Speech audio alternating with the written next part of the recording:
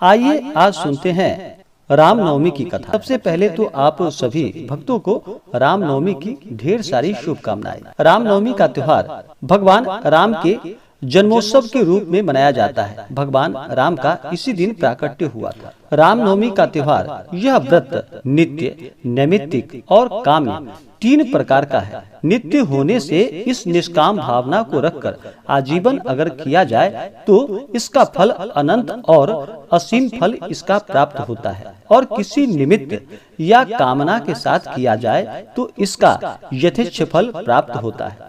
श्री राम का इस दिन प्राकट्य हुआ था। उस समय चैत्र माह शुक्ल पक्ष की नवमी तिथि गुरुवार दिन पुष्य नक्षत्र या दूसरे मत के अनुसार पुनर्वसु नक्षत्र मध्याह्न और कर्क लग्न में हुआ था। नवमी का त्योहार पूरे भारत वर्ष में विशेष प्रकार से अयोध्या में रामनवमी का त्योहार पूरे हर्ष और उल्लास के साथ मनाया जाता है, और इस दिन भगवान राम और राम पंचायतन का पूरे विधि विधान के साथ पूजन किया जाता है। तो आइए अब सुनते हैं रामनवमी की कथा। तो बोलिए प्रेम से भगवान रामचंद्र की जय। रामनवमी से जुड़ी हुई कथा के अनुसार त्रेता युग में जब धरती पर रावण और ताड़का जैसे असुरों का आतंक बढ़ गया तो स्वयं भगवान विष्णु और माता लक्ष्मी ने अवतार लेकर धरती पर आकर अपने भक्तों का उद्धार किया। पौराणिक कथाओं के अनुसार त्रेता युग में अयोध्या के राजा दशरथ की 3 पत्नियां थीं,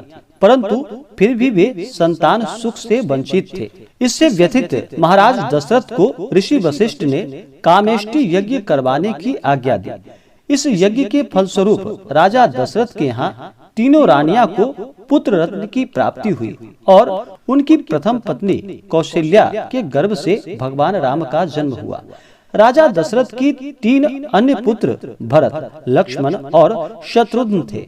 ब्रह्मर्षि वशिष्ठ भगवान राम के गुरु थे। उन्होंने उन्हें वैदिक ज्ञान के साथ साथ अस्त्र शस्त्र में निपुण किया।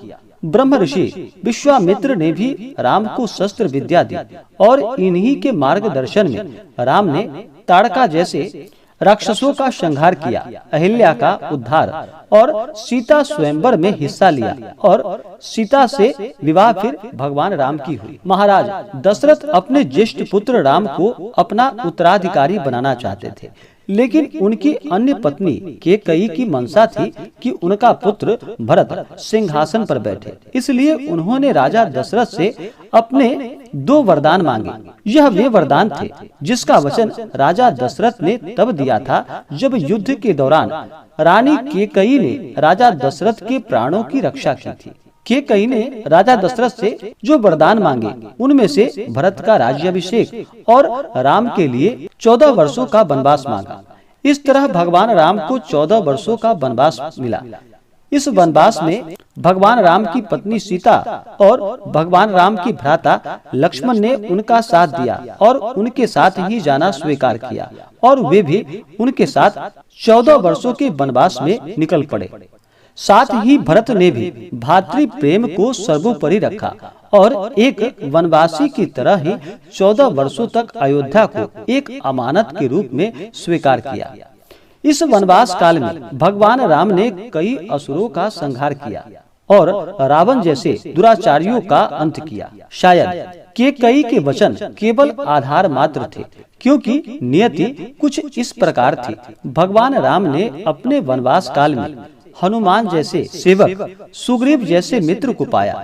नियति ने सीता अपहरण को निमित्त बनाकर रावण जैसे दुराचारियों का संहार किया। सीता जन्म का उद्देश्य ही रावण संहार से था, जिसे श्री राम ने पूरा कर मनुष्य जाति का उद्धार किया। और फिर श्री राम ने वनवास काल को पूर्ण किया और भरत ने अपने बड़े भ्राता को अयोध्या का राजपाट सौंप दिया। मर्यादा पुरुषोत्तम राम ने एक ऐसे राम राज्य की स्थापना की जिसे सदैव आदर्श के रूप में देखा जाता है। भगवान राम ने प्रजा के हित के लिए सीता का परित्याग किया।